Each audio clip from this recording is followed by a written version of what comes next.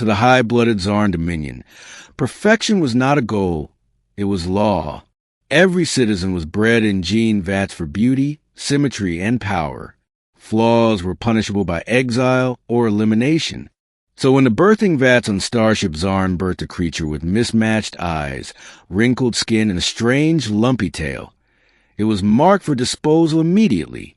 Abomination, the bio judge sneered, inspecting the squirming thing. Not a Xarn, not fit for service. Dispose of it.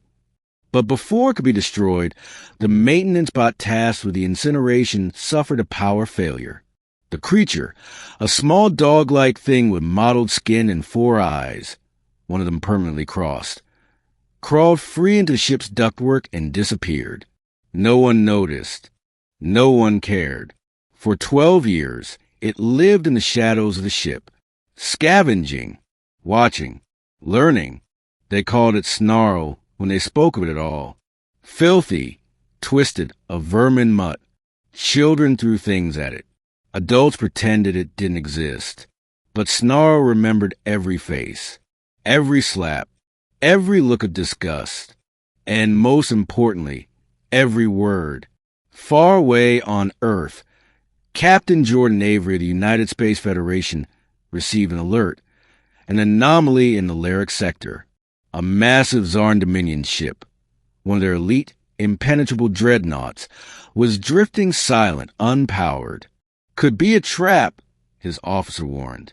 Or an opportunity, Jordan replied, his ship resolute altering course.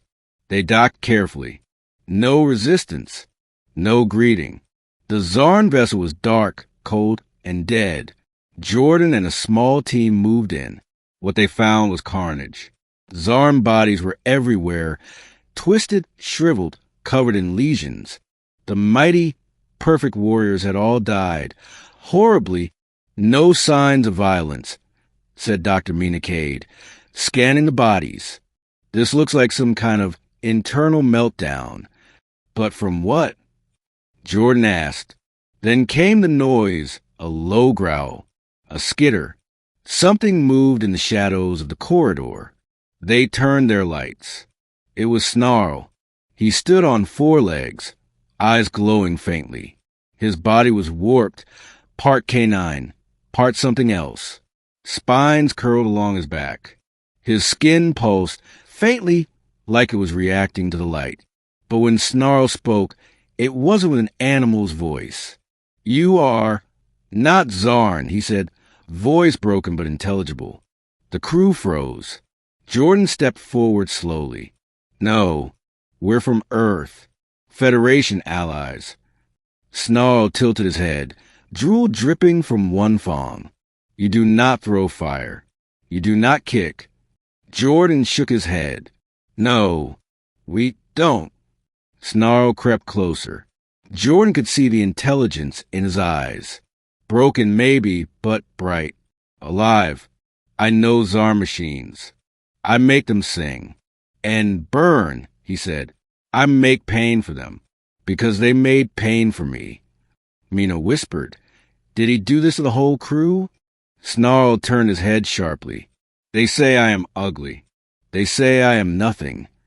Jordan looked around the ruined, empty halls. But you're the only one left. Snarl blinked slowly. I learn. I fix. I change. He padded toward them, tail dragging. I have poison now. In voice. In skin. In mind. It grows. Mina's scanner beeped frantically. He's giving off a radiation signature. But it's biological. He is the infection. Snarl didn't attack. He sat. They left me to rot. And I made a home of rot. Back on the Resolute, the crew held a vote. Protocol dictated quarantine. Jordan had to report the biological threat. But something stopped him. Snarl had no aggression in him now. Only curiosity. He stayed on the Federation ship in containment at first. Then gradually, under Mina's guidance, was brought into a bio-adapted environment. His mutations weren't contagious. Not anymore. His ugliness, was just evolution forced by pain and neglect. What the Xarn saw as failure was survival.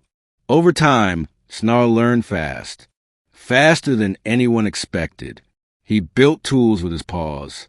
He accessed the ship's systems with ease. He could detect flaws in circuitry by sound alone. He had instinct and genius. Children aboard the ship no longer ran from him. They played with him. And one night, one child asked a question none dared say aloud. "Snarl, are you a dog?" Snarl blinked. "What is dog?" Mina smiled. She showed him videos. Earth dogs, mutts, purebreds, lopsided little pugs, and great shaggy shepherds. Snarl watched, wide-eyed. They are, like me, ugly and happy. Months passed. Then the Xarn returned. They came in force. For dreadnoughts surrounding Earth's outer colonies. Return the specimen, they demanded, or suffer the might of the Dominion. Snarl listened quietly as the transmission played. He turned to Jordan.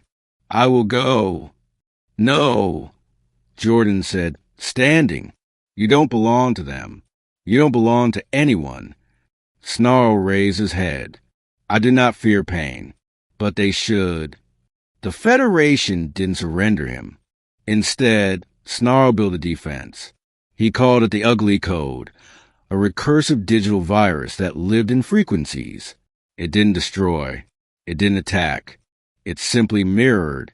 It sent every Xarn ship a reflection of their own systems, flawed, imperfect, ugly. And in their perfection-obsessed culture, the ships rejected the data. The AI systems overloaded, unable to reconcile with flawed inputs. Their ships stalled. Weapons misfired. Shields dropped. The Xarn fled, terrified of what they couldn't control, of what they couldn't understand, of what they had thrown away. Years later, Snarl is remembered not as a pet, not even as a hero, but as a symbol. A statue of him stands in Federation Square on Earth. Not polished or idealized, but wrinkled, spiny, lopsided. Real. The plaque below it reads,